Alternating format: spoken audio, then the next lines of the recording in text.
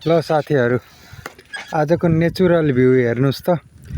पानी परेर रोड कति सफा भएको छ अनि चारैतिर हरियाली। हिजो अस्तिको एकदम चर्को घाममा आजको हरियालीले एकदम राहत दिएको छ। एकदम धेरै चर्को घाम थियो, गर्मी न गर्मी थियो। राति पानी पर आनन्द भएको छ। आज चारैतिर हरियाली कस्तो खुलेर देखिएको छ। बाटोहरू सबै सफा भएको छ अनि कस्तो आनन्दको हावा चलेछ। शीतल शीतल भएको छ। यस्तो मौसम एकदम पर्फेक्ट छ। आज टुर ट्र्याकिङ गर्न चाहिँ लास्टै मजा आउँछ।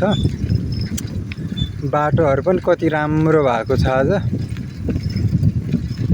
एकदम हेर्नुस् के कस्तो लाग्यो भन्नु होला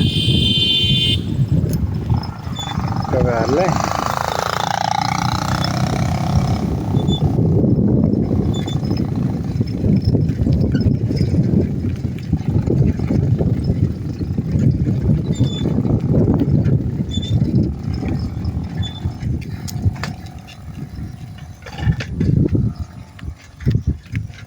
हेर्नुस् कति राम्रो ठाउँ छ, भ्यूहरू।